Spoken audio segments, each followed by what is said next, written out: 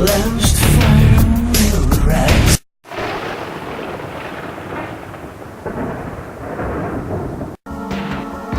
The last fire will rise behind those eyes. Black house will rock. Blind boys don't lie. Immortal fear. That voice so clear.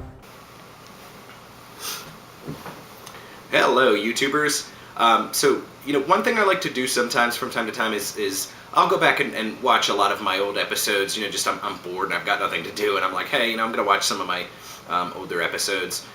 So sometimes it can be kind of funny to go back and see how initially I felt about a certain movie, or something along those lines, or what I said about something, and see if I still kind of agree. So I actually did that recently. I rewatched my review of Love Never Dies, which is the sequel to the Andrew Lloyd Webber musical Phantom of the Opera. I thought it'd be kind of funny to I've actually watched it. I own it now on DVD. The recording of the Australian stage play version. I thought it'd be kind of neat to rewatch my review and then rewatch the movie and see, stage play, a recording of a play, just see kind of how I thought, how my feelings still matched up.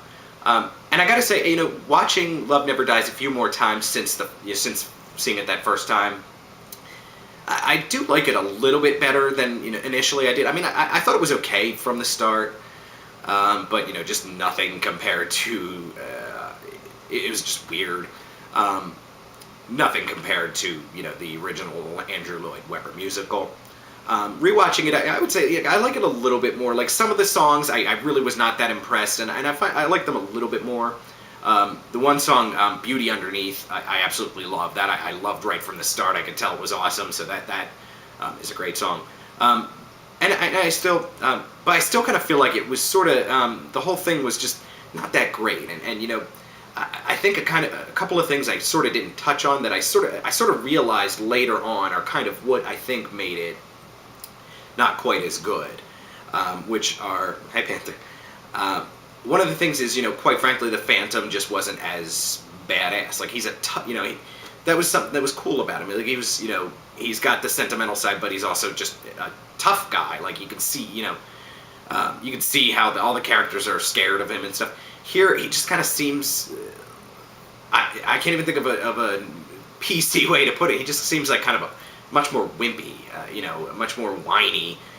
He's not the tough, badass dude that, people are scared to death of, and he's this legend, that people aren't even sure really exists. So there's that. The whole thing kind of just came off seeming almost like a fan fiction. Like exactly the way you would some huge Phantom fan who doesn't know how to write would write a Phantom of the Opera sequel.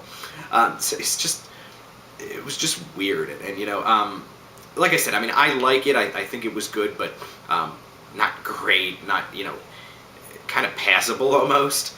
Like it really just didn't have to be made. It was just kind of lame, and I think that's that's like a big part that I sort of didn't think of before. That sort of caught me with repeated viewings. So that to me was like the main thing that really kind of took what made it special out of it. Like the Phantom wasn't this legend; he was just some guy.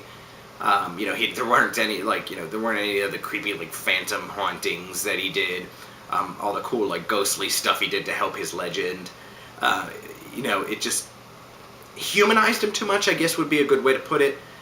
Which I know he has that human side, but he is also at the same time this like monster.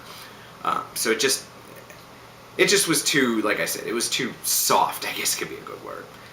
So okay, YouTubers, let me know in the comments what you thought of Love Never Dies if you've seen it, or do you have other examples of like movies where a sequel, for one reason or another just didn't live up that either you want to talk about in the comments or you'd like to even see me do a video about. Okay, YouTubers, thank you. Have a nice day.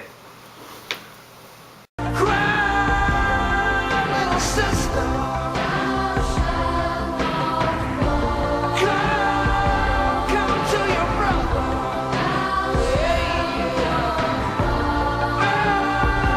change.